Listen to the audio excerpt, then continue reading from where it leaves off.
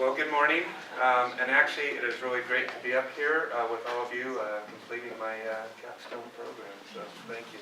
So I'm Mike Britch, I'm the Chief Engineer for the Tualatin Valley Water District, and my Capstone project is Tualatin Valley Water District's Framework for Emergency Preparedness. A brief overview of the outline, so talk about some background and significance, what are the key research questions I was trying to answer, the research methods and findings, and then finally acknowledgments. But first, let's start with a little context about water. So there's lots of different ways that you can think about water. You can think about water as a gift. You could think about water as something that is precious. So for those of you who went to Korea, those are the headwaters of the Cheonggyecheon River that flows through downtown Seoul. And finally, I think we can all agree that water is essential. People typically can't live more than 5 days without water.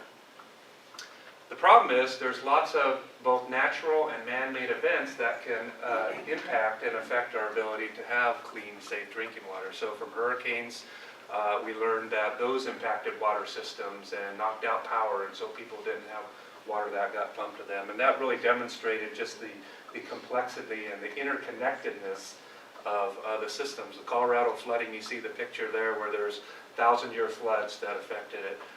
Toxic algae in Toledo, and then West Virginia, chemicals that were released into the water that affected 300,000 people.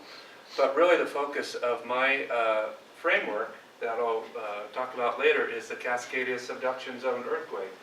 So about 60 miles off the coast that way, there's an 800-mile long fault that runs from Northern California along Oregon, Washington, ends in British Columbia. The last time this event happened was January 26, 9 p.m., 315 years ago. It returns every 200 to 1,000 years, and so it is a significant event. And experts expect it to look like something like this. So what happened to Tohoku, Japan on March 11th, 2011? So injuries, death, tremendous devastation. It moved an island nearly 8 feet. So that's the kind of earthquake that we're expecting someday. So it's important to be prepared for these. Some of the consequences, if you're not prepared, one of the key ones is the population leaves. And so this is from data from the 1906 San Francisco earthquake. The blue line shows the population growth for San Francisco. The arrow shows when the event happened. It declined a bit and then slowly continued growing. Whereas Los Angeles, that wasn't affected, you can see the population took off and boomed following the earthquake. People left San Francisco, moved to Los Angeles. Another really important impact of these large natural disasters is the economy can suffer. So to the extent that you're not prepared for this, you're going to see a greater impact and you're going to see a longer duration to recovery. And so this shows the economic impact of that. So the purple lines represents the gross domestic product for New Orleans up to the event, and then you see it drops off, whereas conversely, Nashville, regionally, another city, they continue to grow. So the research questions, a couple of them, are what areas need to be addressed for the district to be prepared for a major earthquake? And then secondly, what is the district's current state of preparedness? And so this is like a very daunting question and extremely complex, and so there's a couple quotes that I really like about it. So the first is from Voltaire, a French philosopher, late 1600s, early 1700s, and he had this to say about that. Don't let the perfect be the enemy of the good. To me that means we don't have to worry about doing this thing perfect. It's important that we just get going and working on this problem. The second from Einstein is, we cannot solve our problems with the same kind of thinking we used when we created them. This is a new kind of problem that none of us have ever addressed, and so we need new solutions to deal with this. So the research methods that I used included literature review, different forms of data collection, expert input and survey. And with the expert input, you'll see there's multiple disciplines of experts involved. You can't go to one single discipline and find the answer. It's a very complex, multidisciplinary problem. There's a picture of the '64 earthquake. My family went through it, and so just to stress the impact of it, you know, people were obviously scared. I asked my mom, people left the state, like happened to San Francisco. And it can be tragic. There's areas where the ground opened up, two young boys fell in, the ground closed. So these are very tragic events. A lot of great literature out there, and a lot of very current literature out there about this topic. Most of my literature was in the last 4 years, and actually the key literature was created within the last 2 years. One of the key ones for Oregon is the Oregon Resilience Plan, so it describes the problem and the framework for preparedness for Oregon. National level, there's many documents, including FEMA's National Disaster Recovery Framework. And one that's even not final yet, which was probably one of the best, is from the National Institute of Standards and Technology, NIST, which also now ties these kind of events back to the human being and the needs of the human. And so you probably all remember from Dr. Morgan's book, Maslow's Hierarchy of Needs, and we can apply that to this kind of thinking as well. So at its lowest level, people need food, water, shelter, those basic things, and then safety and security above that, belonging and above that, and so on.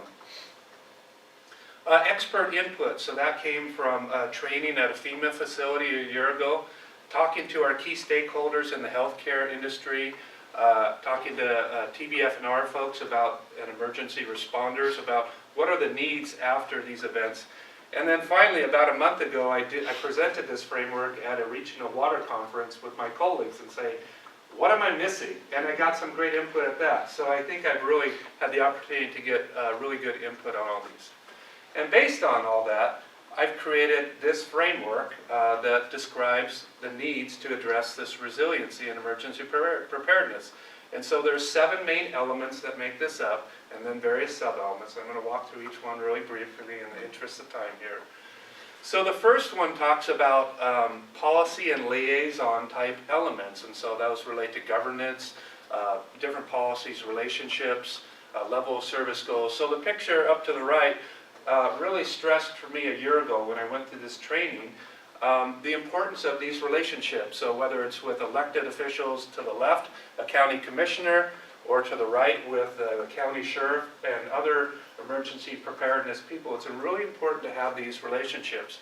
Or level of service goals. The diagram to the lower right represents what the Oregon Resilience Plan's goal is for all of us as agencies to prepare for this kind of event. The next relates to business systems. So who can operate without their software, hardware, all these different types of things with all our data up in the cloud and the web. All of these things also need to be resilient for us to be functional and to provide the level of service that we need. And in today's age, though, we also need to do that in the context of deliberate attacks. We need to protect against cybersecurity and other things like that.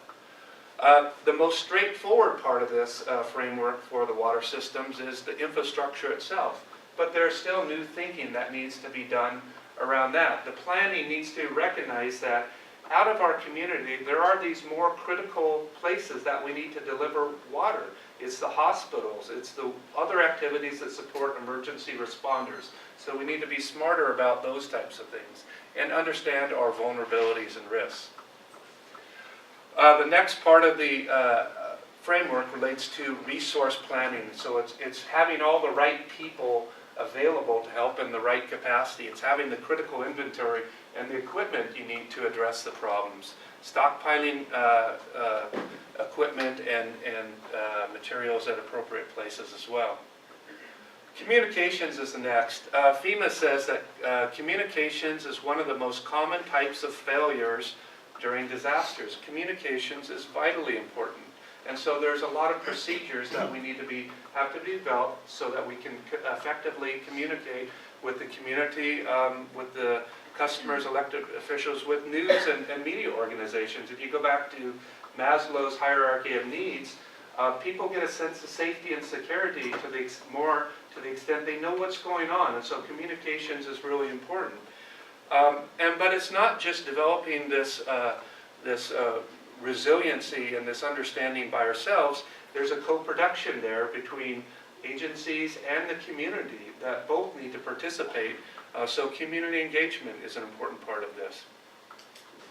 Another important part is the finance sub-element. Everything we do takes money. And so you need to be prepared. You need to have your vendors lined up. You need to have cash on hand.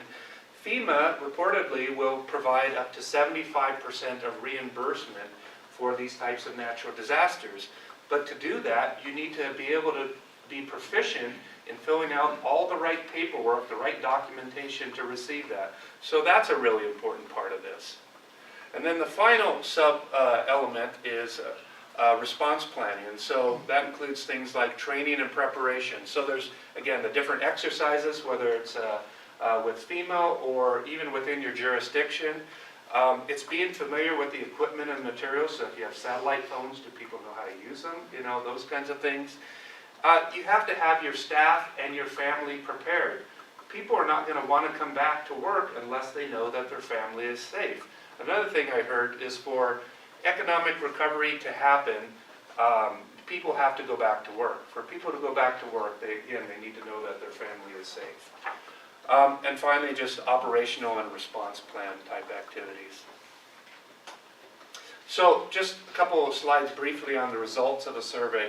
So with each of these 7 now elements of the framework, I wanted to get an initial understanding of how prepared are we. And so for each of these, 100% would say that I'm totally prepared. And so this gives us an initial indication of where are we at with our current state of preparedness. And then finally, the second question we asked is, again, you can't do everything, so where would you start? And so we all asked the question is, within each of these frameworks, where would we start working? And so the colored boxes represent the different elements that we all agreed are the types of things that we'd be working on first. And so with that, acknowledgments, I'd like to thank my family first for their support and understanding over the last 21 months for putting up with me. And yes, that is taken with the selfie stick that I did do. I'll point that out. And then also for my cohort members and faculty and staff and everybody it's just been great. So thank you.